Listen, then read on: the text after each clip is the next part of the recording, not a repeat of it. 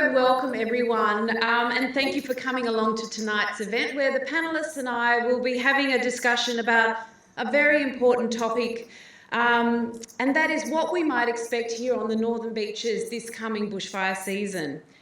And the other question is why we will expect that, how we can prepare, and further to that, what we can do both as individuals and as a nation to prevent the risk of worsening bushfires and other extreme weather events into the future.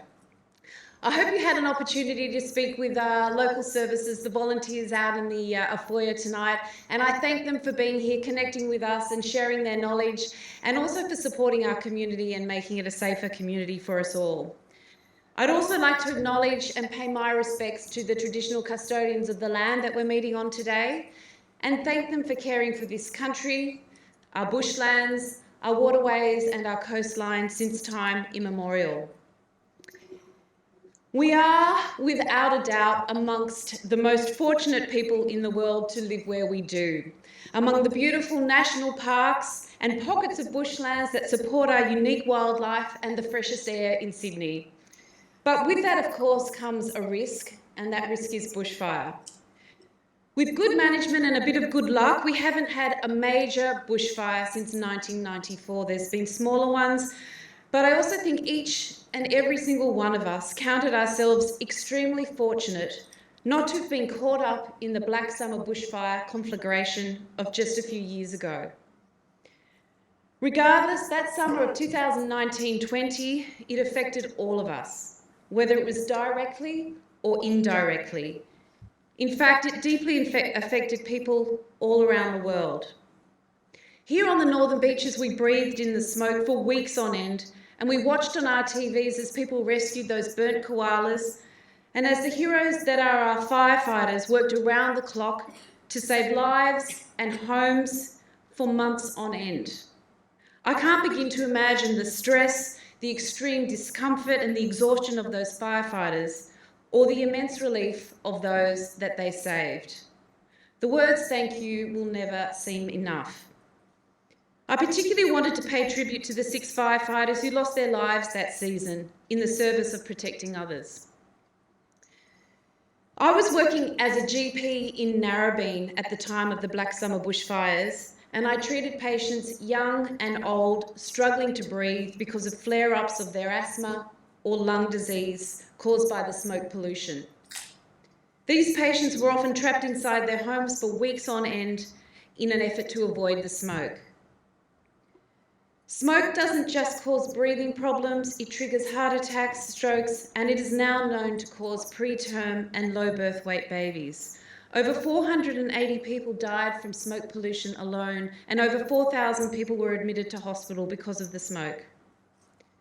That extreme summer made me worry about the future safety and security of my children and everybody else's children. As parents, we all want the best for our kids, and ultimately our hope is that they can live happy and safe lives. That summer made me realise that the most important and most powerful thing I could do, both as a doctor and as a parent, was to help build a safe and stable future for our community and our children. And that meant doing whatever I could to minimise the impact of climate change and the extreme weather events on our lives and their lives in the future. Little did I know that decision would lead me into politics. I was certainly not alone in feeling that way. Through our many kitchen table conversations and surveys, we knew that prior to the last election, achieving strong action on climate change was the issue of the top issue of concern for the majority of people in Mackellar. So to that end, being elected, pushing the government to act seriously and ambitiously on climate change has been one of my major focuses. So to tonight's event. For a combination of reasons, the emergency leaders for climate action have warned all levels of government to prepare for a potentially devastating fire season in 2023. That warning specifically includes us here on the Northern Beaches. Already last month, the world recorded its warmest September ever, and the first 9 months of 2023 have also been the warmest on record. We've already had dozens of fires in Victoria, and that fire season started 6 weeks early, and we've lost homes already in southern New South Wales. So tonight is about understanding what we're facing and why, and it's about preparation and prevention. What we can do now as individuals and communities to prepare for the coming dry, hot summer, and also what we can do as individuals, as a community, and at the federal policy level to reduce the risk of bushfires becoming more common and more catastrophic into the future. So without further ado, I'll introduce tonight's speakers. It is an honour and a pleasure to have Greg Mullins AO with us tonight to share his knowledge. I had a very long bio, I've tried to cut it back. First and foremost, Greg is a Terry Hills local. He joined the Fire and Rescue New South Wales in 1977. As Director of State Operations, he oversaw the response to the 2001 Black Christmas fires and 2003 Alpine fires. In 2003, Greg was appointed as Commissioner of New South Wales Fire and Rescue. Greg has studied bushfire control in France, Spain, Canada and the US, and is a graduate of the Executive Fire Officer program at the US National Fire Academy. He has received many awards, including the Australian Fire Service Medal and Commendation for Courageous Action. On retiring as Commissioner in 2017, Greg rejoined Terry Hills Rural Fire Service and is currently one of the 6 elected group officers of the Northern Beaches RFS district. He fought the fires through in New South Wales during that black summer, and in early 2019, Greg formed Emergency Leaders for Climate Action. They tried to warn the federal government of the looming disaster and the need for action on climate. Amongst other esteemed positions, Greg is currently on the Climate Council and the New South Wales Bushfire Coordinating Committee. Thank you, Greg, for being here tonight.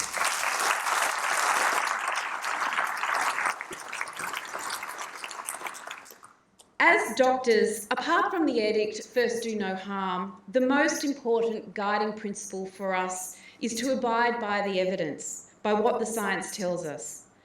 As doctors, we know that when we don't abide by the evidence, we get it wrong. That's why the most powerful and trustworthy form of evidence comes from experiments that completely remove human bias and opinion, double-blind controlled trials. So I'm very pleased to introduce our next guest, esteemed climate scientist, Dr. Simon Bradshaw. Simon is a researcher with the Climate Council, which is Australia's own independent, evidence-based think tank on climate science and its impacts and solutions. His research covers extreme weather, bushfires, health, security, and many other areas of climate science. Simon is also a member of his local community fire unit. Thank you, in Hornsby. Thank you so much for joining us tonight, Simon.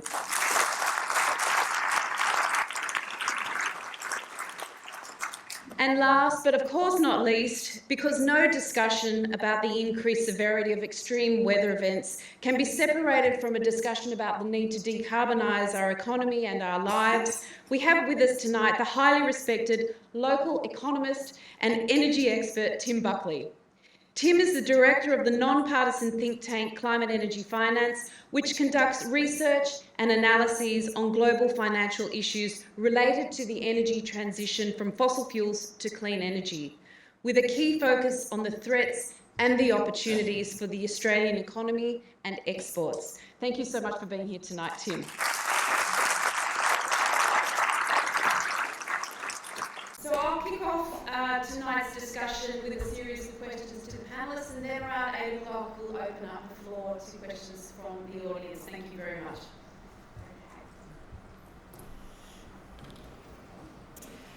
Greg, I'll start with you. Thank you. We'll set a bit of context. Many people here on the Northern Beaches have actually not lived through a bushfire. You, on the other hand, started fighting fires, was it at the age of 12 with your father in Terry Hills? Your father was the deputy captain of the Terry Hills RFS. I wondered if you would mind sharing with us a bit of your history, a bit of your experience, 50 years of fighting fires on the Northern Beaches and across Australia. What have been the biggest fires on the Northern Beaches and what have been their impacts? Sure. But look, before I start, I just want to pay tribute to the firefighters amongst us here today. We've got Fire Rescue New South Wales, Rural Fire Service. I'm sure there's some national parks firefighters here, our SES volunteers who've come along. All of them put their lives on the line. And can we just give them a little round?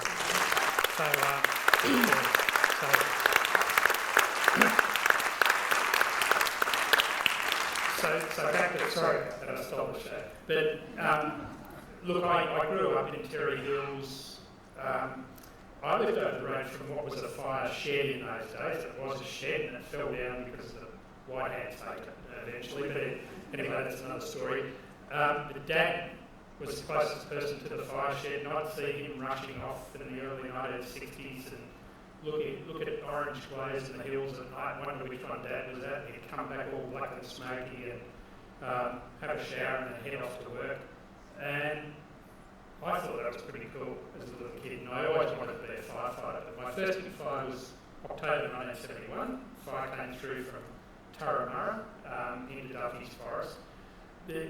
I was hooked, so I joined the bushfire brigade the next year because I was old by then. I was 13. And look, as soon as I left school, I went to Forest High. When I finished the HSC, I joined Fire Brigade, New South Wales Fire Brigade. I nearly didn't make it, and I remember dates. Sorry about this, I'm a bit of a date nerd or something. I remember dates, but 18th of November, after finishing my biology exam for the HSC, I jumped on a bus and came home, the fire siren went off. Anyway, ended up at Deep Creek and nearly lost my life because we got overrun by fire and I sort of got left behind in the confusion. And we just made it out of that. But look, the biggest fires on the beaches over the years, they were about a decade apart up until 1994. So we had 1944, I wasn't there by the way, I'm not 200 years old. And I had been able to 200 years old. Then, but in 1939, actually, there were fires on the beaches, and apparently homes were lost at Newport, Harbord, Balgowlah. 1944, a lot of homes were lost around Terry Hills. 1957, my dad remembered those fires, and he had a similar experience to me, being overrun at one stage up near Terry Hills. 1968, I remember that fire coming through from St Ives. 1979, does anyone remember December 19? Yeah, okay. That was a scary fire that came through 16th of December. Here I go with my dates.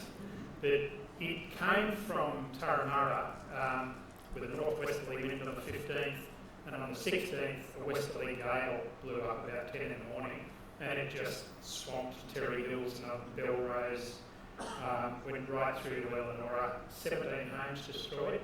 But the big one for the Northern Beaches was 1994, January 8th, 1994. New South Wales was burning. I don't know, who remembers the January 1994 fires? Yeah. So that fire started down in Cottage Point, roared through Ingleside, Warriewood Valley, into Eleanora, over to Cromer, jumped over to the war vets at Pike Clay Point, and basically took out the whole of the Northern Beaches. 34 homes destroyed, about 40 others damaged, lots of vehicles. And since then, we haven't had a huge fire. We had a fire in the Kringott Chase in 2004. We had a fire at Forestville 2003, at the same time as Canberra burned. But what the trend has been throughout the rest of New South Wales is the bad fire seasons are getting closer together, they're more frequent, and the fire weather is getting worse. Fire weather is very hot, very dry, low humidity, very windy after long periods of no rain. And they are the effects, Simon might talk about this, but they are the effects of climate change. There's no question whatsoever. Anyone who tells you otherwise should get their science elsewhere other than Facebook, because they don't know what they're talking about. So, at the fires in 2019-20, and I've fought fires in California, I've been around the world, worked with authorities in Spain, France. As I said, I've never seen anything like those black summer fires, and there's never been hotter, dry weather. There's never been a fire season that long. There's never been that many days of very high fire danger and above in any summer ever, in the last 200 years. But the scientific records with char on trees and everything show that no, we've never really had fires like that, and the area burnt, the number of homes burnt. So it's getting exponentially worse. Did that answer all the questions? Yes, it did. That's one ahead. Thank you, Greg. And that sort of goes to the next question as well. What are we expecting this summer and coming summers? I know that the emergency leaders for climate action has, as I said in the introduction, has declared that we've got to watch out for fires this summer. Why is that? Particularly because we know that leading up to the Black Summer bushfires, we had a long period of drought. We haven't had that this time. And why specifically, I guess, is there a focus on the northern beaches as well? Yeah, so look, if for anyone interested, go to the Climate Council website or Emergency Leaders for Climate Action and look up Powder Keg, a report that Simon and I and others and a whole lot of fire chiefs reviewed, ex-fire chiefs, but it explains why after a triple La Nina event, so 3 years of very wet weather, they're rare. There's only been 4 now in recorded history, one in the 50s, 70s and 90s, and then this last one. So it's too wet for things to burn, so you don't get major bushfires, so you get a reprieve. But what it does, it puts the growth of grass and scrub on steroids. And so areas out past Cobar, where normally there'd be no grass, it's up like this, and it's going brown, it'll go grey, and it will burn by lightning, by harvesting accident, whatever. The fires have started in the Northern Territory. Now, so after every triple La Nina event, we've had massive grass fires. So 1975, during a triple La Nina, the biggest fires in Australian history burnt, 117 million hectares, or 15% of the country. Started where the fires in the Northern Territory are at the moment, where there's fires over 1 million hectares already. But they didn't do a lot of damage. They just burnt from remote areas and no one really cared. But 4.8 million hectares just in New South Wales. 1957, when it finished, the Blue Mountains burned. Lura was wiped out. There were big fires around here in 1957. My dad fought those. 1977, after a triple La Nina, the mountains went up again. I fought those fires. The 49 homes destroyed up there. We had lots of fires on the northern beaches. They started in August. We had Red Hill, Beacon Hill went up. We had Warriewood Valley, Ingleside, lots of fairly big fires in this area. After the late 1990s triple La Nina, we had the Black Christmas fires of 2001 that went into 2002. So the law of averages says, hey, we're going to get big fires. And we're getting them, as I said, up north already. What's deeply concerning is the fires we had the other week. We're about to have a total fire ban again on this Thursday, just heads up, unless something happens to the weather, it's looking worse, not better. That'll be our 4th total fire ban in the last few weeks. That's unusual. It's not unheard of, but it's unusual. And we had fires, emergency warnings on Flinders Island, in Tassie, Gippsland, far south coast, homes lost. That's really weird and concerning because their fires come after December. The fire weather shouldn't be down yet, the bone dry. The other thing that happens as a result of climate change, which I learned about in 1994, is a thing called flash droughts, which wasn't in the literature until 2000. The scientists sort of played catch up and went, very high temperatures for sustained periods over just a short period. The evaporation and the drying effect is like a 1 year or 2 year drought, and it just plunges you into severe fire weather. So the outlook for spring from the Bureau of Meteorology and the fire authorities is for a warmer, drier than average spring, and then a hot summer, probably with lots of heat waves. You might talk about that, like we saw in the Northern Hemisphere. And the northern beaches is of concern because we haven't burnt for so long. And there's a lot of fuel. The other thing with the triple La Nina is you can't do hazard reduction burning because you just can't get it to light. So we've got big fuel loads, a lot of growth. many, many years since fires, and we didn't experience black summer fires. The most populated areas in New South Wales where the most homes are weren't really touched by black summer fires. Thanks, Greg. I think you touched on this already, but during the Black Summer bushfires, there were some politicians that were saying that the fires were no different from what we previously had in Australian history, and that we needed to dial down the hysteria. What would you say to that? Yeah, even those words, hysteria, which was insulting to the fire victims. But look, I let bygones be bygones. So, the government at the time had a certain position on climate. We tried to talk to them and say, look, you need to change the way you call up the military because the laws don't work, they're not fit for purpose. They were written in the 50s and 60s. The fire chiefs are pleading for $12 million for a few extra firefighting aircraft. Please cough up the money. But because we said climate change, they wouldn't talk to us. We were inner city, raving inner city lunatics. And latte. I drink so, look, it was very disappointing, but it was that, and as the fire season went on, I think they had a feeling of horror, like everyone went, oh dear, and I've forgotten what the question was. Oh, just whether the Black Summer bushfires were history as normal, or whether they and it infuriated us, so 23 former chiefs and deputy chiefs of every fire service in Australia, when someone would say, oh, the 1851 Black Tuesday fires in Victoria were worse. And let's just unpick that. We talked about evidence before. So 1851, Victoria was a colony. There were no fire brigades, no forestry, no national parks. Well, there were foresters, there wasn't forestry. So there was no firefighting capability. There was no Bureau of Meteorology, so we don't know what the weather was, apart from headlines at the time saying, out of the jaws of hell. And the fires went wherever they wanted. And they were bad fires. But it's not, you can't compare. And it was just a really silly thing to say. The Greens were blamed. They didn't allow backburning. As soon as you hear someone say, oh, they didn't do any backburning, you know you're talking to a deal. Sorry. Because it's not the term, it's called hazard reduction. But backburning is when you've got a fire and you're trying to pull it up. But anyway, look, sorry if anyone thought that term was, you're not deals. Sorry. Only Greg the camera, not you. Sophie's mates. Yeah.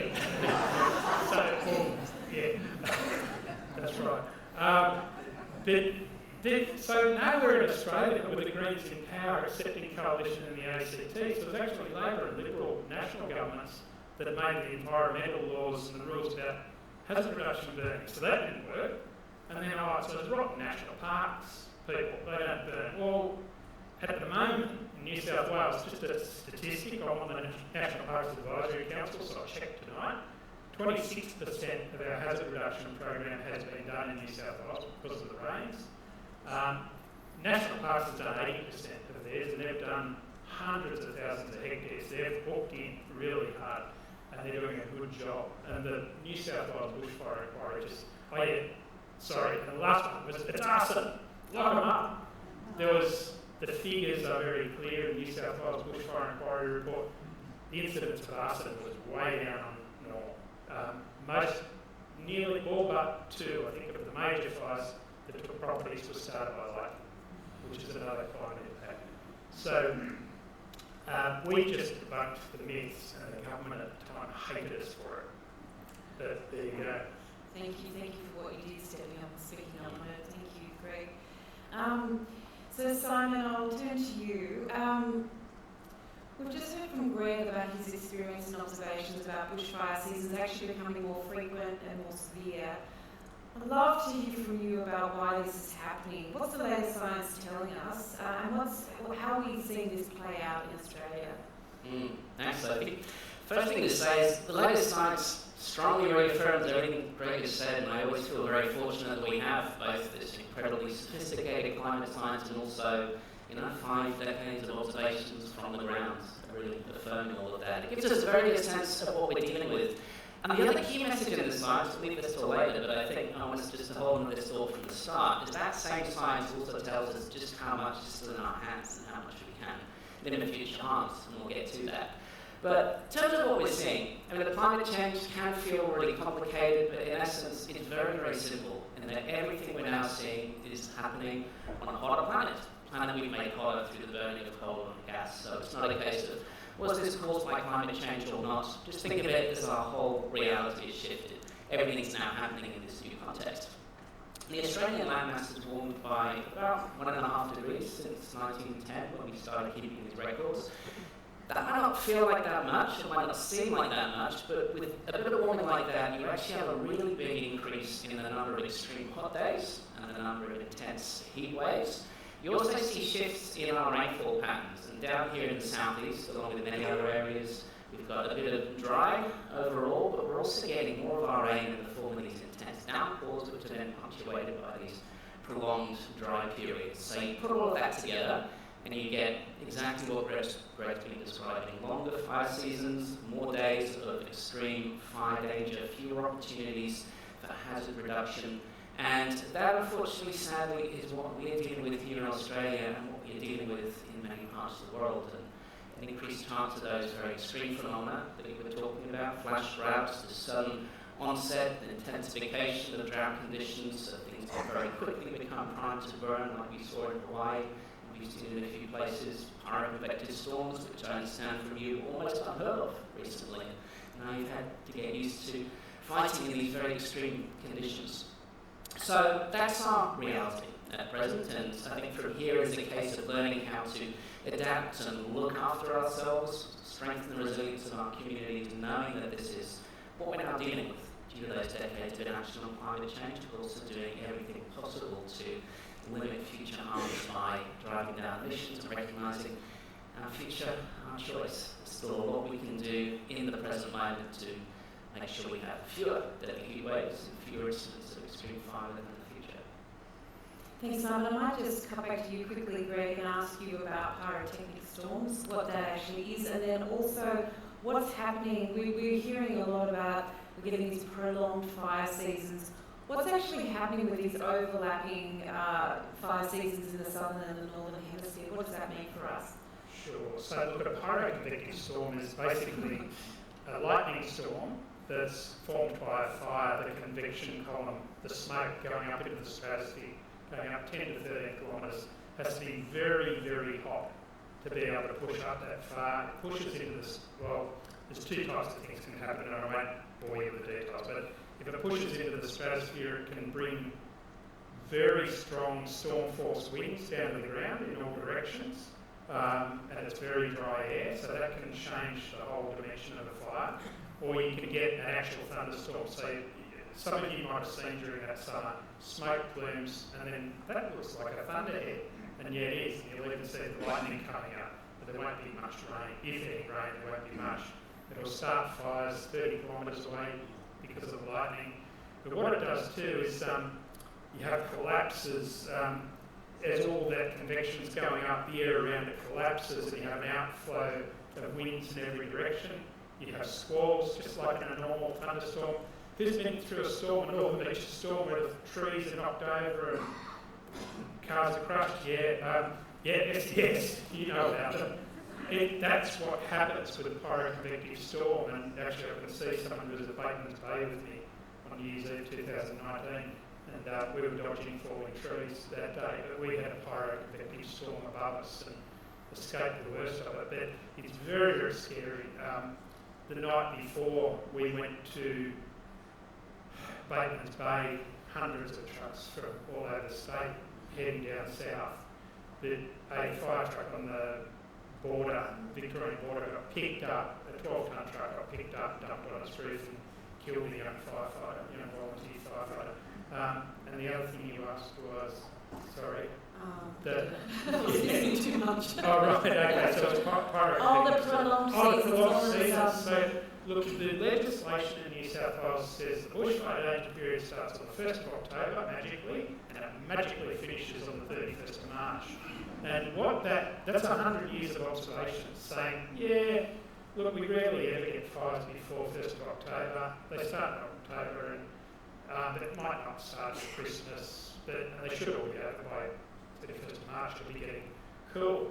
Well, that'll fell on its head in 1994. Things changed in 1994. So, and you probably only got half a dozen days in the summer where it was really, really bad, and most sort of bad summers. Some were worse, but now, so Black Summer was 6 months. It started in July at Port Macquarie and finished when it poured with rain in March. But every week there were total fire bans, catastrophic fire weather, emergency warnings, dozens of them. It just went on and on and on and on. And what we're finding, so what that does, fire seasons used to start in the north and move progressively south. So the Queensland season would end when New South Wales was starting, so they'd share fire trucks and people, no worries. About January, New South Wales fire season would end. Sort of, you get a few fires, but the big ones were done and dusted. So we could send people south to Victoria because they got their worst fires in February. Same with Tasmania, South Australia. Not now. They all overlap. In Black Summer, every state and territory was burning simultaneously. South Australia got caught out because they had hundreds of people helping us, and then Kangaroo Island, Cuddly Creek, other fires took off there and lost hundreds of homes. They had to call all their stuff home. There weren't enough aircraft to go around. The other thing that's happening is up in California, Canada, Northern Hemisphere, their seasons, California's season is 76 days longer than it was 20 years ago. They've measured it. And what that does, they won't let the big firefighting aircraft go when they've got a bad fire season because they still need them. And we rent or we lease them from the Northern Hemisphere. So all of our tried and proven doctrine for sharing resources, fighting fires, climate change is blowing it out of the water. That's great. And Simon, just thinking about what's happened in the Northern Hemisphere this summer, it's been a summer of absolute extremes. We've seen the horrifying heat waves and wildfires in Canada, Hawaii, Greece and other parts of Europe, and then on the other hand we've had those massive floods, those devastating floods in China, Pakistan and Libya. What's going on there with our climate? It's frightening, isn't it? I think I know a lot of us are thinking all the time, whether it's communities close to home or further away, what a lot of people are going through. What is the brutal reality of climate change? And it is weather on steroids, for want of a better term. And just going back to a couple of those climate basics, the last several decades. They made $150 billion gross profit last year alone. It's criminal.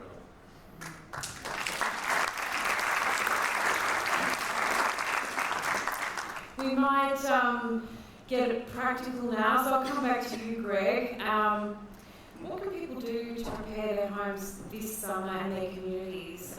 Should we be chopping down all the trees? And also, the other, I'll wait there because I'm asking you too many questions at once, but what should we do to prepare our communities and our homes? Yeah. Look, there's lots we can do. And actually, that question came from a discussion we had because I'd actually been asked that recently at a forum. The trees are dangerous. And who loves living in the bush? It's why we live here. So why would you cut down what you love? But anyway, they're sucking carbon dioxide out of the atmosphere, so they're pretty good things to have. But trees aren't the issue. If you cut them down, you actually get more scrub, more grass, and it becomes more flammable. As Professor David Lindenmayer, look him up. He's done a lot of research into logging and what happens to forests after they're logged, and so that's just crazy stuff. So we don't want to cut down the trees. The people can do lots to make their homes safe, and the Rural Fire Service, Fire and Rescue, SES, we heard earlier, give advice on storms, bushfires, home fire safety. But speak to your local fire people. They know where you live, they'll know what you should do. Very simple things, clear flammable materials away from near your house. When you're in summer, so about twice a week I clean the leaves out of my gutters. If there's going to be a total fire ban, I clean them out. The roof gutters, the night before, block the downpipes with little foam things, fill them with water, because most, or a lot of, and I won't say most because I know there's someone here who'll probably yell out a statistic and say, no, it's only 48%, but lots of homes catch fire in bushfires because of embers, burning brands being blown by the wind. They get up into the ceiling, and often set fire to the leaves in the gutters and burn up into your roof. And that's where people say, I saw a house explode. Well, no, they actually didn't. Houses don't explode. No matter what you've heard, they don't. Trust me. I used to work for the government. You have a roof fire, it drops down inside, and then you get a thing called flashover. Everything goes kaboom and the windows blow. They go, it exploded! Well, it's been burning for quite some time by then. So have a hose that can reach right around your house, clear flammables away. Who's got the Fires Near Me app on their phone? Good. If you haven't, ask the fire how to do it. Set up your watch zone. So you can just say, all right, I want my local area, and it'll give you an alert if a fire pops up, and you can watch it. Know about the warnings. There's advice, watch and act, emergency warning, which will give you a message about what to do. Stay in place if it's too late to leave, or if you live in this street, go somewhere safe.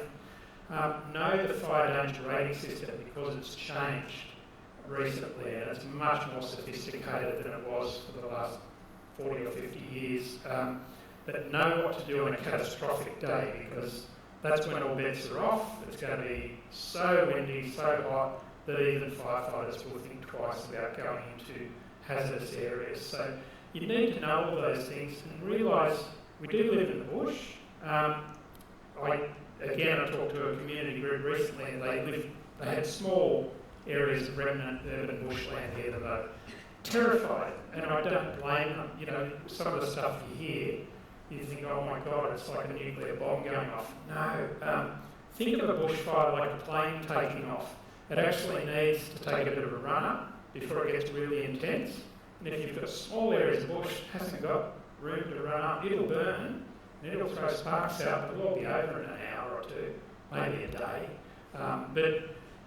So don't get panicky about little bushland reserves. They're beautiful, and lots of beautiful animals live there. Look after them. But you can do a lot on your property. Don't look at the national park and say they should be, they. You've lost the game if you're playing the day game. Work with the authorities. Find out what the hazards are. The other thing, if you're on the top of a steep hill, facing west or north, where it gets the sun all day, that's more hazardous than being at the bottom of the hill that faces south or east, where you get the moist winds. So know about what actually makes fires worse and what the fire weather is. If it's very hot, very dry, low humidity, and very windy, they're the bad days. But the fire danger rating system will tell you that. Thanks, Greg. And the other thing I wanted to talk about is heat waves, because heat waves, we know, are the silent killer and kill actually more people in Australia and in other parts of the world than any other extreme weather event. What can people do when there's a heat wave, and what can we do as a community to prepare for heat waves?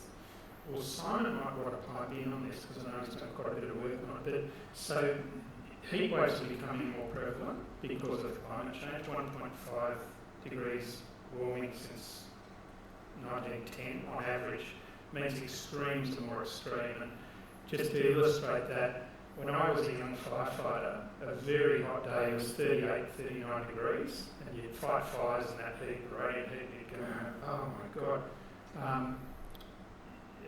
21st of December 2019, heading up to Blackheath, we had a 23-hour shift fighting fires up there. It was 49 degrees at Penrith. And I got severely dehydrated. I was sick for days after that. But we had 60-metre flames at 1 a.m. That just didn't cool down. It was coming out of a gully, this roaring southerly behind it. Should have cooled down, So, but heat waves are hot, high temperatures day and night, and your body just can't adapt. So, the other thing that those heat waves are doing is sucking the moisture out of the vegetation. And the reason the authorities are saying, look, it'll probably be a bad year, but not like summer, is because of those La Nina rains. And it's in the ground, there's ground moisture, but that top layer is drying out, so you're watching the scrub and the grass on the side of the road going brown, and the verges, the median strips going brown. It's because the moisture's going like that. But the big trees are still sucking up plenty of moisture, and the canopies are nice, lush and green In 2019-20, they were brown, and the fires just went straight into the treetops, and you got these incredible temperatures driving up into the stratosphere, getting your pyroconvective storms, spotting 10, 12 kilometres, lightnings. So hopefully we're not looking at that, but the other thing that happens is when it's hotter, there's a thing called vapour pressure deficit. Thank you. Got a scientist next to me. So when it's hot, leaves open up pores to let moisture out. There's a thing called transpiration. I won't go into the grizzly details, but this is scary stuff. Because it's warmer, vegetation is giving up more moisture than it used to when I was a kid. So things dry out quicker and you get these flash droughts. Heat waves lead to flash droughts, but hotter temperatures, 24/7, 365 days a year means that vegetation dries out quicker than it used to. So we don't actually know what this fire season will look like. I think I might just add on heat. There's nothing I can add to Greg's wisdom on heat and fires, but I think something that's always worth stressing, as we've heard, heat is in many ways the biggest hazard to the population, responsible for more illness and death than any other extreme weather hazard. Now, climate change affects all of us, but it doesn't affect all of us equally. And particularly with heat, it's where we see that our younger people, older people, people on lower incomes unable to cool their homes, or any kind of existing vulnerability or disadvantage. Fortunately, climate change is going to exacerbate that and widen those inequalities. So it's one of those things where we really do need to be thinking about our communities, our friends, anyone we know we need to be checking in on, who might need some refuge to stay cool, or for whatever reason might be having great difficulties. It's something to be aware of, but I think an important example of how we can all be looking out for each other. Thank you. Do some countries have heat refuges? Should that be something that we start thinking about, communities having a refuge to get away from heat? Because you can't always go to the movies or the shopping centre. Absolutely, and I think it's really important we are situating those strategically, because again, some of us are better able to protect ourselves, but if we go a little further west from here, it's always going to be a few degrees higher. You haven't got as good public infrastructure or schools or anything else. Everyone's a bit more exposed, and of course, if you're out in remote Australia, it's everything, another layer of challenges. So yes, heat refuges, and really listening to people who are on the front lines of these challenges for those reasons, and it would be remiss of me in this week, of course, not to mention the critical importance of listening to First Nations Australians, both around vulnerabilities and adaptation needs, but also as people who've sustainably flourished on this continent for thousands of generations, and the enormous trove of knowledge that's there, along with the knowledge that people like Greg bring, along with what the science tells us, that we really need to listen to make sure we are meeting this moment, learning how to still thrive in a world that's forever different due to climate change, and also that we are pursuing the solutions that are going to keep us all safe. There's a little clap there. So Simon, what are some of the most important things that we can do as individuals, as families, as households to actually address our own greenhouse gas pollution in our own households? What could we do?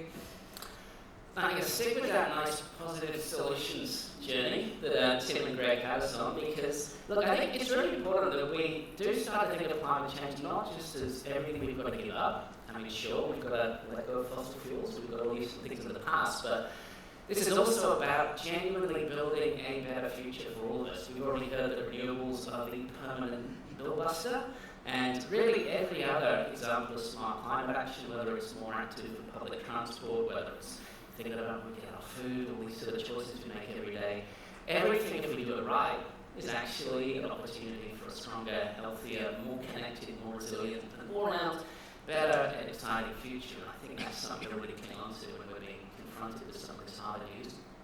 Just back to the science for a moment, Sophie. I think, to put it in really simple terms, we're going to roughly halve global emissions by 2030 for a country like Australia, because we're starting from a very high level of emissions. We've got this vast untapped renewable energy potential. We need to aim to get our emissions down by about 75% by 2030 and getting to net zero by about 2035. Now, that's possible. It's a Herculean, all-in effort. It's going to take the best of all of us, but we can do it, and we have to do it, because there's so much at stake, and the price of success is a better future for everyone.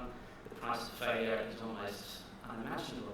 Now it takes a bunch of things. Of course, it takes smart decisions and leadership from our governments. I will get to the household stuff in a moment, but there are critical things we need to see happen. We need to be reforming our very outdated national environment laws that are actually taking account of climate change and putting a stop to projects and fossil fuel developments that are harming us, and aiding the approval of the new industries and projects we need to see. We need good fuel efficiency standards, so we're getting more available and affordable electric vehicles. So those things need to happen, but then when it comes to our own choices, there is so much, and so much that can be gained.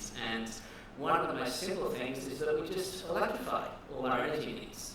We can be getting off gas, and in doing so, we can be making our homes healthier, more affordable, and having a permanently lower, more secure energy supply into our households. And look, there's a whole lot more we might elaborate on a little bit more, but I think that is one of the simplest kind of things.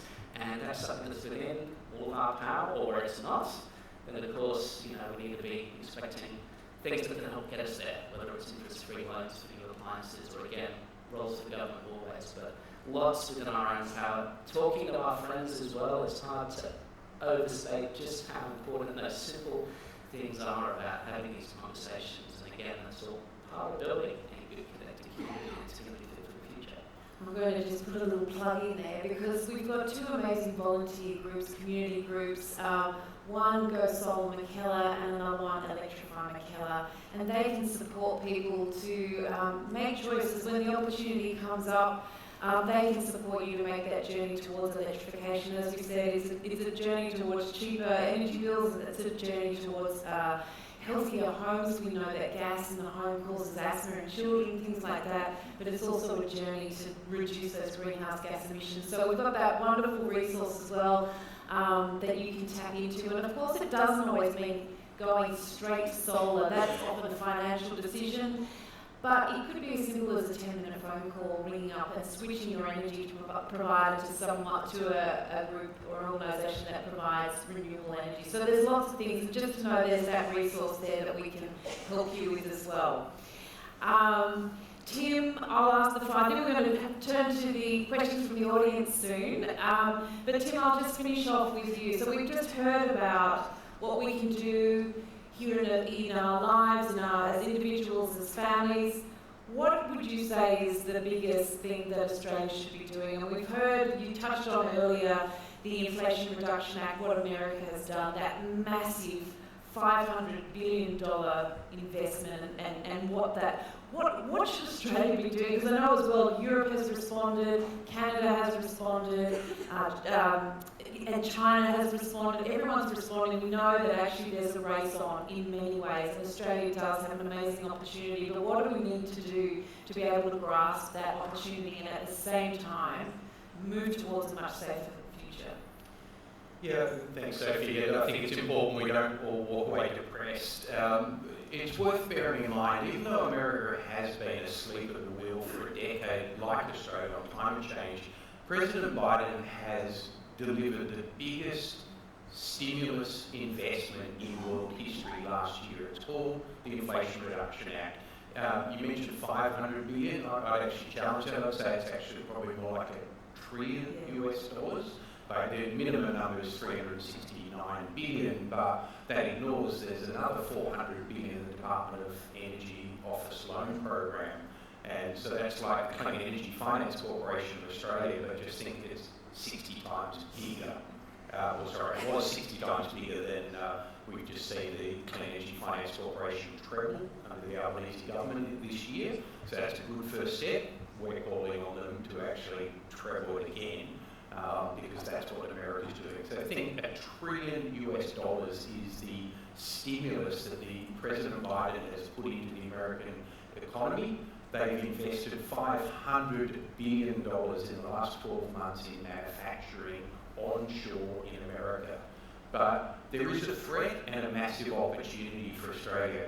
So the IRAs, or the Inflation Reduction Act, for anyone who's got British origins, the Inflation Reduction Act is all about onshoring capacity into America, and so there is a real threat to Australia. And so, Sophie, as you said, we've seen the Canadians respond, we've seen the Koreans respond, the Japanese, the Europeans firstly, the Europeans bitched about it, and then they said, oh, we're not going to beat Biden, so let's do the same thing. So they've thrown $500 billion onto the table. So we are seeing a real challenge of the traditional leave it to the free market. Well, there is no free market. You've got the biggest stimulus package in world history in America, and they're responding to the biggest investment over the last decade that China's done. So that's the threat. That if Australia does nothing, if we just stay tokenism and the Albanese government's moving, crawling in the right direction, better than running in the wrong direction like we were for the last decade, but we need to race in the right direction, because I do believe Australia is positioned to be not just, you've heard Professor Roscoe talk about Australia being a renewable energy superpower. You've heard Dr. Finkel talking about us being a renewable energy powered critical minerals superpower. So that's a big mouthful. We will be a critical minerals superpower. We will drive all of the electric vehicles. 50% of the world's lithium used in all the electric vehicles in the world comes from Australia. 50%. Nothing tokenism about that. We are the number one player. It's a country mile to the number two player, and Australia is in an absolute box seat to seize the massive opportunity. So my group is working with a whole collaboration of other groups to call on the federal government to throw another $100 billion of our taxpayer money into strategic response so that Australia can pivot our economy from the petrostate to the electrostate, so that we can actually supply and help the world decarbonise. The opportunities are in the hundreds of billions of dollars a year of exports for Australia. So that's a big number, and I'm probably underestimating how big the opportunity is for Australia. It is huge. We are in the box seat. There's nothing tokenism about it. There's nothing about being number 12 or 15 or 20th country in the world. We will play in the top 1, 2 or 3 if we get the right policy leadership from the federal government. So that's a lot of numbers and words, but it is going to be a huge opportunity for Australia if we seize the opportunity. And I think we can play a world-leading role. Our mining industry, for a decade, I've spent a fair bit of my time attacking the fossil fuel industry. I still do it, you've heard me tonight. But I want to differentiate. Mining is critical for solving the world's energy transition. Not fossil fuels, mining. And Australia is one of the top mining countries in the world. We've got all of the cobalt, lithium, rare earth, vanadium, graphite, iron ore, you name it, we've got it all. We're blessed as a country. We've also got the best wind and solar resources in the world. Let's leverage that.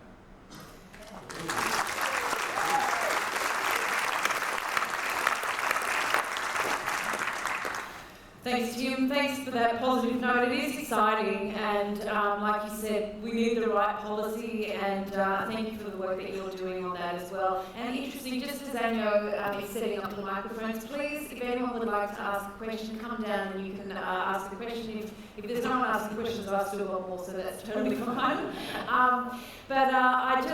I heard you speak then, Tim, quickly about the $100 billion that you would like the government to invest, that policy, $100 billion over 10 years.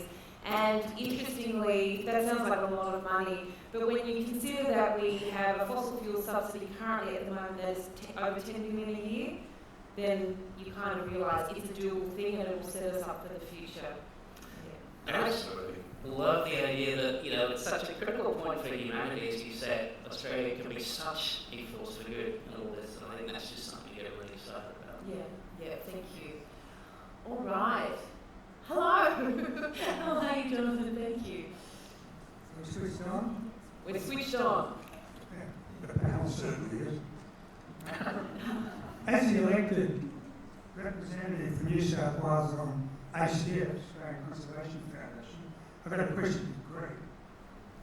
As author of the Brilliant Fire School, and also a fellow commentator on the upcoming Channel 9 breakthrough series, Elements of Disasters, which I recommend people look at.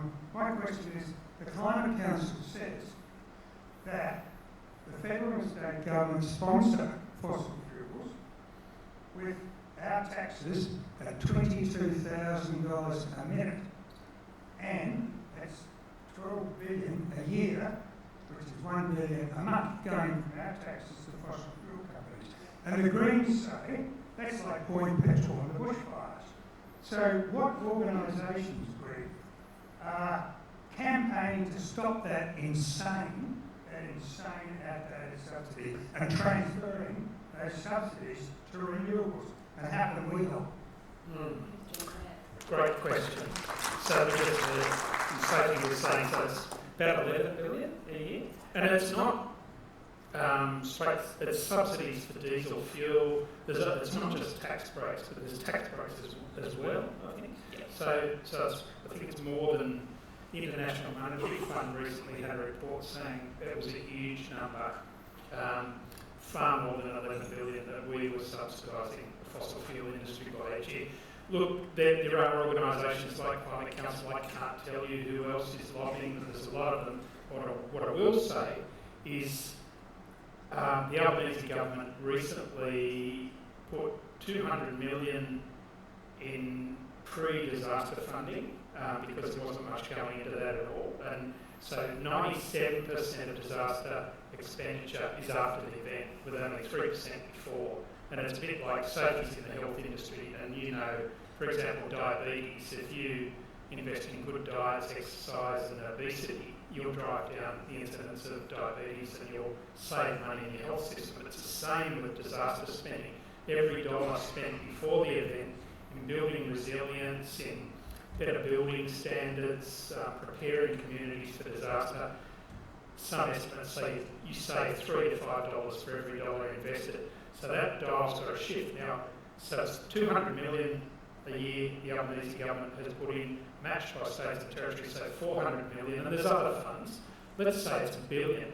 Imagine if we put 11 billion into helping all of us bring our homes up to spec with Australian Standard 3959 building in bushfire-prone areas. If we moved all those vulnerable homes off floodplains and helped people relocate who can't afford to relocate because they've been flooded out 3 times and they can't ashore anymore. Those Indigenous communities in the outback who bake in these heat waves and can't do anything about it. So imagine what that money could do, but we're propping up the industry that's killing us. And as a firefighter, I mean it when I say that, because I was out on the Southern Highlands when a tree fell on a truck a kilometre away and killed 2 young firefighters, and it's life and death. It's people are losing their lives on this planet in floods, heat waves, fires, as things get worse and worse and worse. Yet we prop up these industries where we should be investing in cobalt, lithium, rare earths, and getting new industries going, getting good jobs for people who work in the coal, oil and gas industry at the moment. But let's wean ourselves off this poison, for God's sake.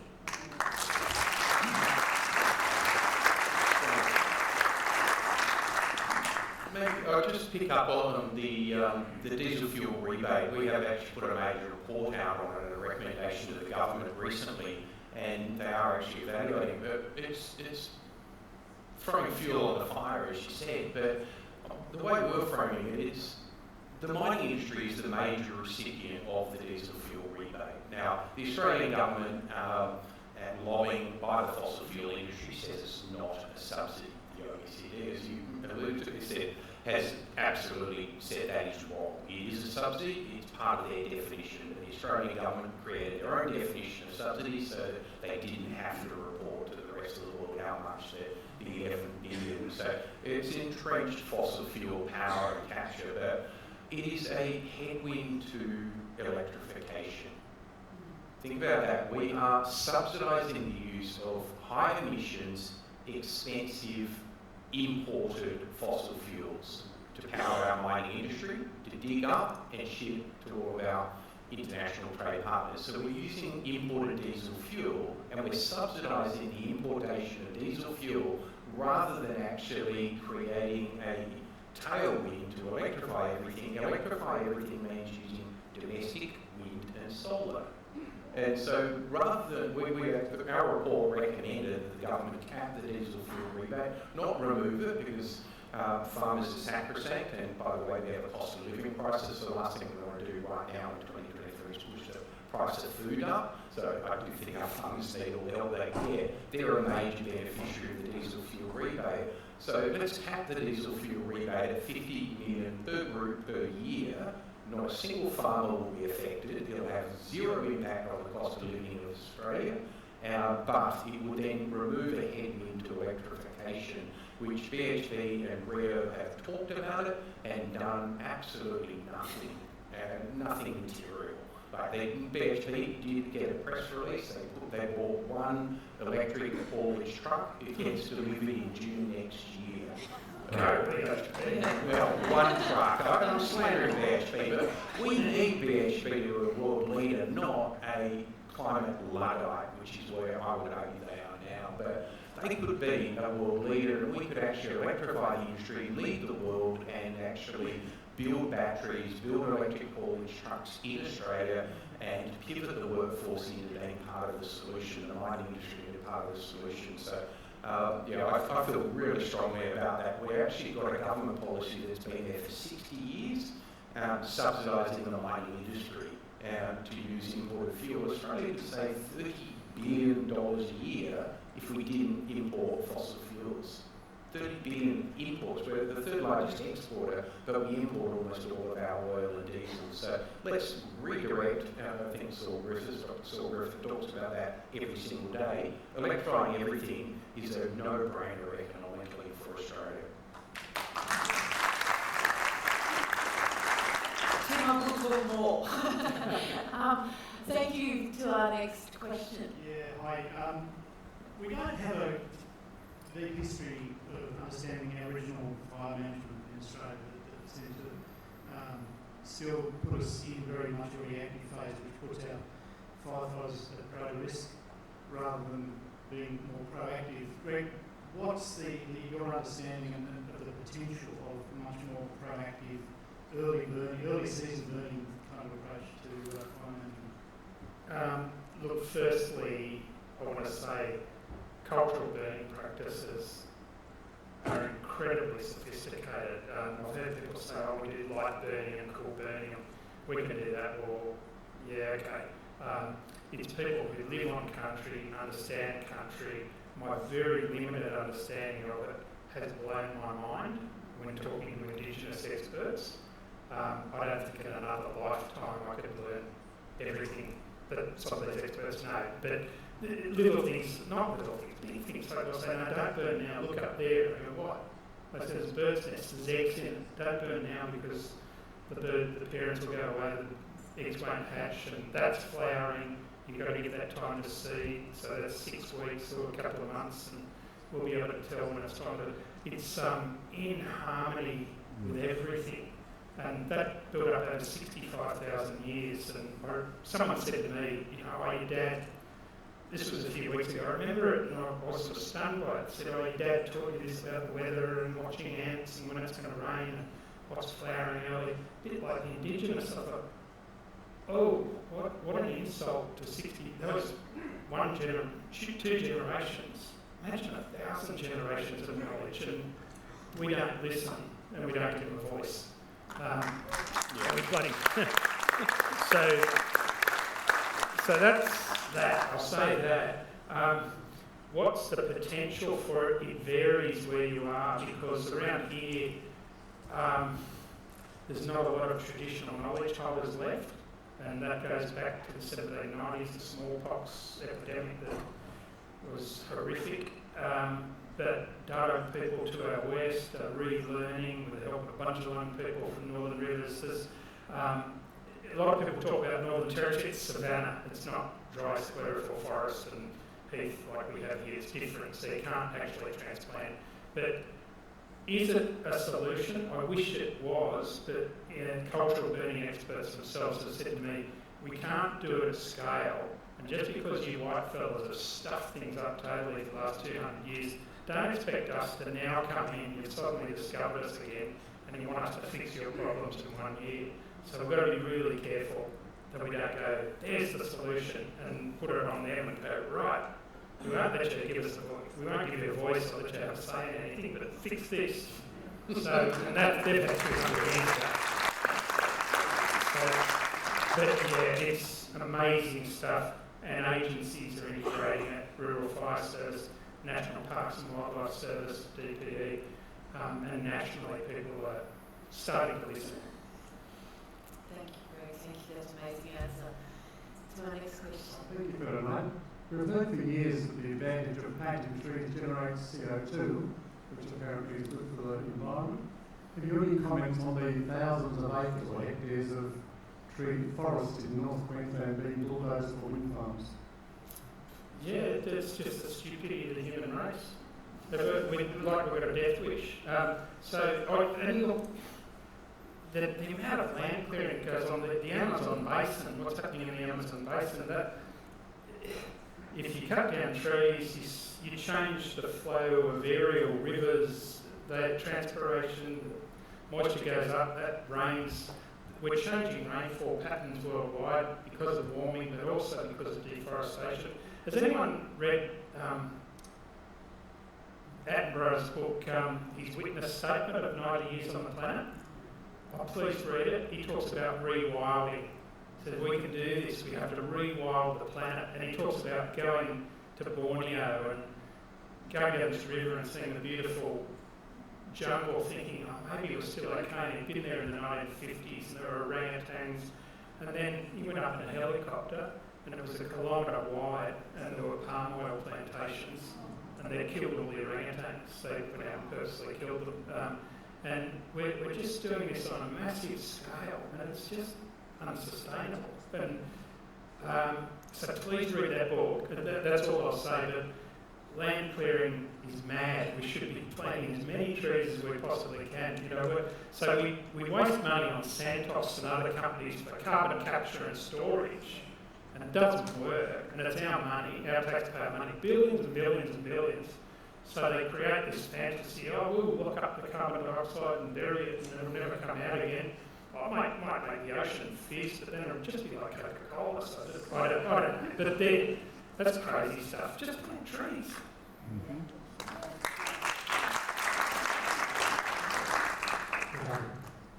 You hear me? Yes. Just touching on a point you made before about governments investing in green energy and so on. I think that's something that we don't have to totally rely on governments to do that. All of us have got good sized superannuation funds. Myself, I've invested $100,000 of my money, superannuation money, into green energy and rare earth for electric engines, etc. But that's just a point, just quickly saying. 2 points. In China, they're building hundreds of kilometres of green fire breaks, which is an alternative or an enhancement to the hazard reduction. And we're obviously not creating the green energy quickly enough. So are we also considering gold hydrogen, which is in high reserves south of Adelaide?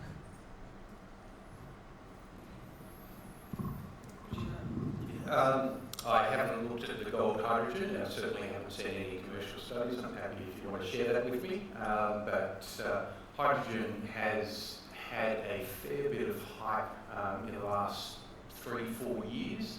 If you have a look at any of the hydrogen share prices of the companies around the world, a lot of them went massively up in 2020-21. They went through the roof, and most of them have come right back down in the last 2 years. As people realised hydrogen was overhyped 2 or 3 years ago, it will have a relevant role, but it's not going to be 20 or 50% of the world's energy system in 2050. It might be 1% or 2%. It'll still play a relevant role. It'll play a role in hard-to-abate areas. So I think we need to look at electrification of everything as the number one aspect, because it's about using and decarbonising our own energy system. Hydrogen might at some point help us decarbonise other countries. by electrolysis. It's created by mining. It's quite often above the oil reserves. So instead of mining the oil or the gas, you can harvest the gold hydrogen above those reserves, and then maybe build a power station on top of it to create electricity. Yeah, to the best of my knowledge, no one's doing that anywhere in the world. So it might be possible, but technology readiness is very, very low. Thank you.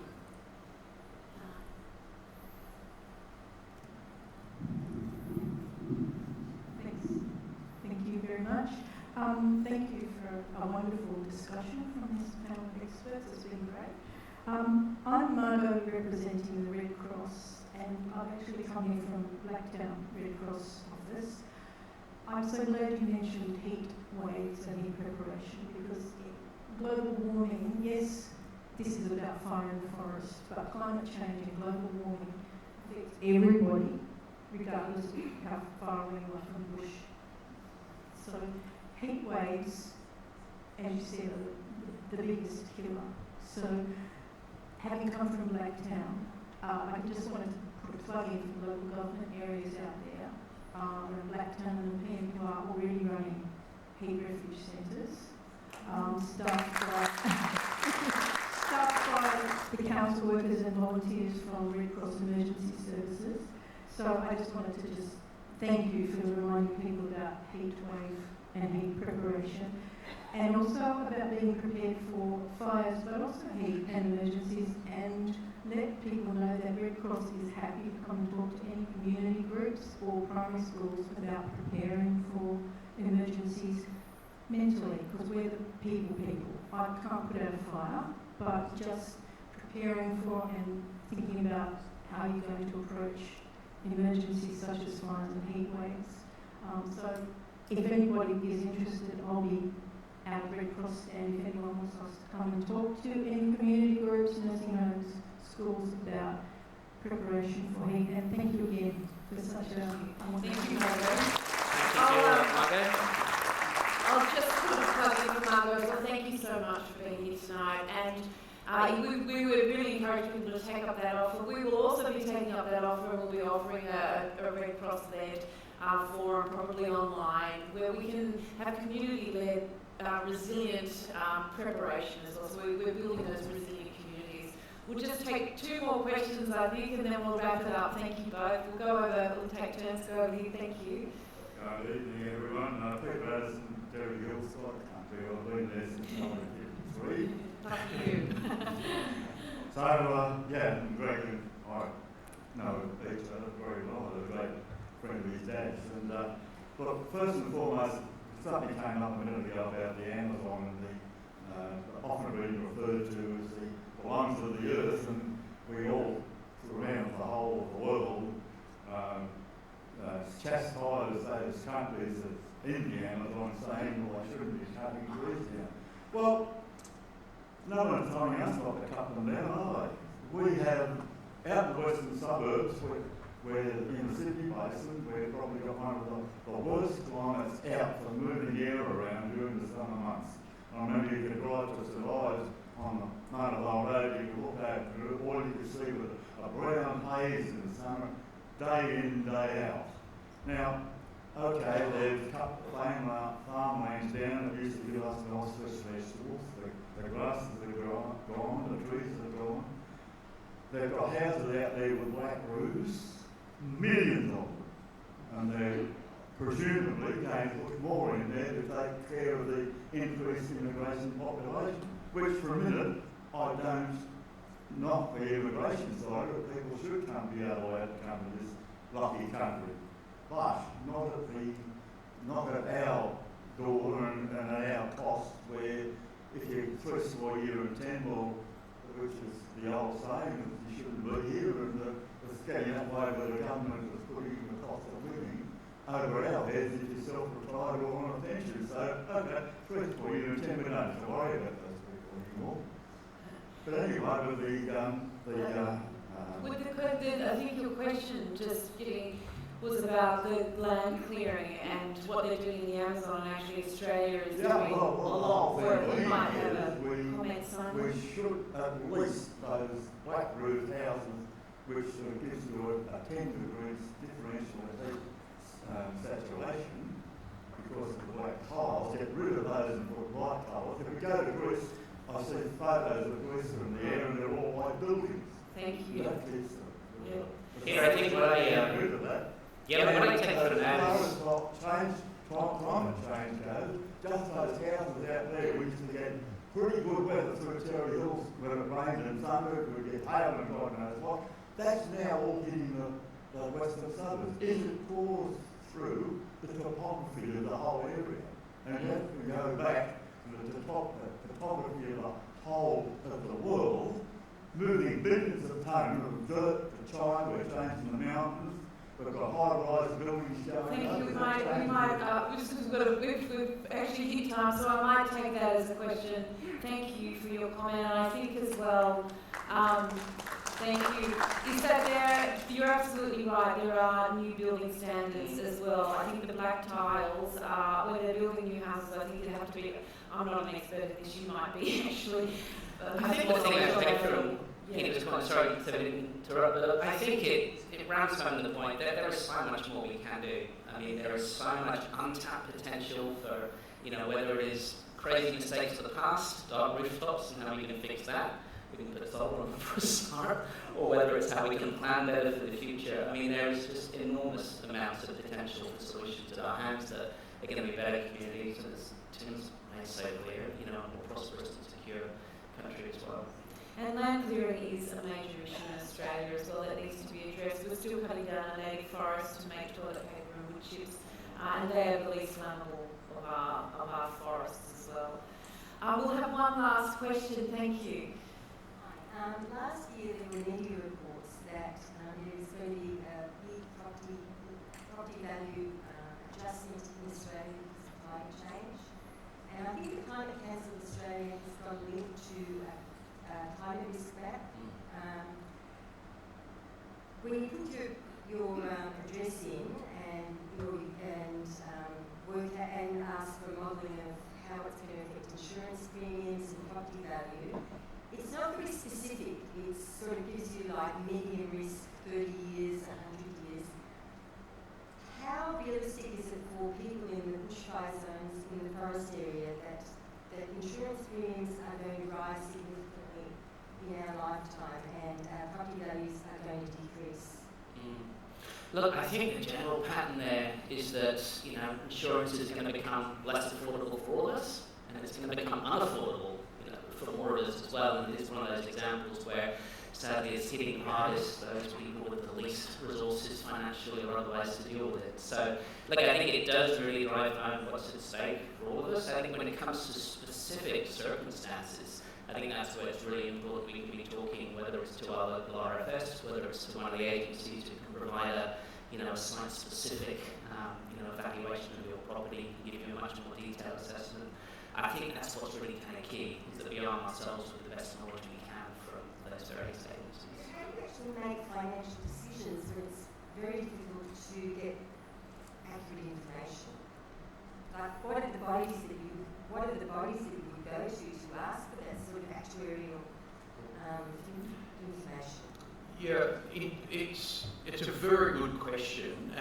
There's a report I was reading written by a colleague of mine, Sharon Duke, who wrote it's a public report. It's written by the Actuaries of the Institute of Australia. It was released last month, and it gets to the point you made, and it goes back to Margot's point. Climate change affects everyone, but it affects the most vulnerable far, far worse. As Simon just made it, I'll just repeat that. The core punchline of the Actuaries report, Actuary Institute Report of Australia, it's online, it's worth reading, it's scary. It highlights that 1.24 million Australian households are now in insurance distress, and they define that as more than 4 weeks of their annual income is going not to service the interest, it's going to pay for the insurance on their houses. 1.24 million, and I'm guessing a lot of them are out in the western suburbs, very few of them probably here. But the insurers I know, and I mentioned Sharon knows he has done that modelling, that the insurers have the information. What we need to do is get it in the public domain. And so that starts with, and Sharon has devoted his life to it, I'll call it out, he's probably the top actuary in climate in Australia. And he has done that modelling, he's trying to get it out, he wrote that report. The information's there, we've got to get it in the public domain, we've got to get it in the building codes, we've got to get it in the government's hands, and we've got to get it in the people's hands so that we can actually, like building houses in floodplains, we're still doing it. As Greg said, we should be buying those back and relocating the people. There are plenty of solutions, as Simon said. We just got to have a government that accepts and acts on climate science, and we mobilise finance to do it. And it can be done, but it requires a lot more effort.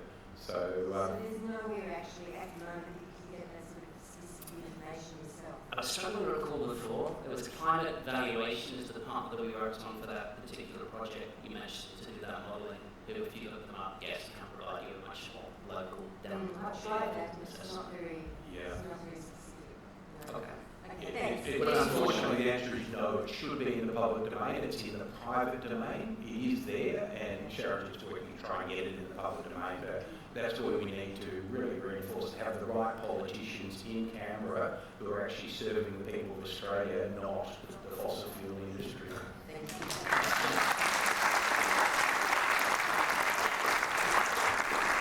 you. Thank you for all your questions.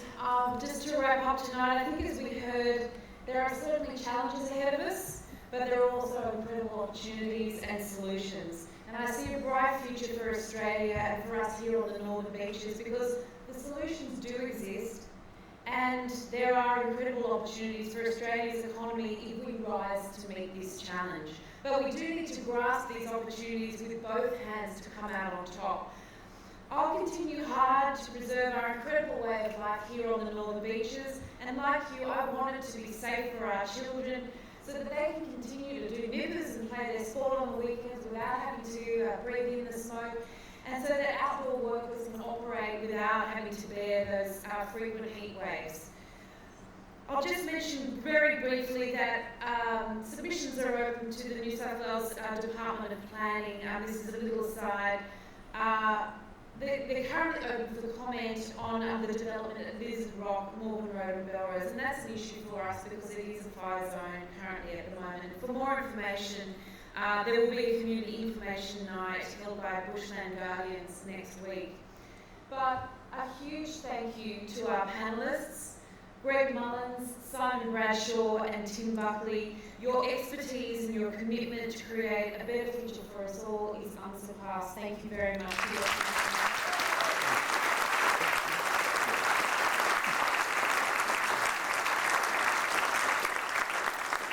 Thank you all, also to the staff here at Glen Street Theatre and to my staff and volunteers who've been helping out tonight. Thank you again, thank you.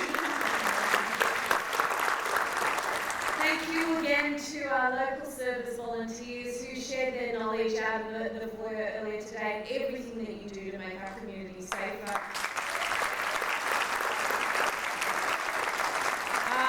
And also a special thank you to everyone here in the audience tonight for being a part of tonight, for being here, for listening, for asking questions.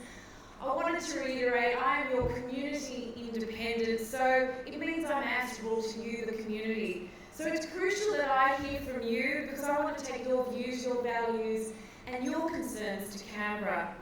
So to that end, I encourage you to, if you're not already, to sign up for the newsletter, to follow on socials, and I've put my speeches up on our website. And the reason I encourage you to do that is because what I'm doing in Canberra, I'm doing in your name.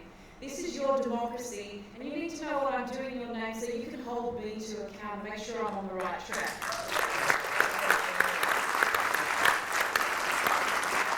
So that's it for tonight. I hope you've got something out of it. I certainly have. I've picked up a lot of knowledge as well. So please keep in touch, continue the conversation, and have a safe journey home and enjoy the summer. Thank you.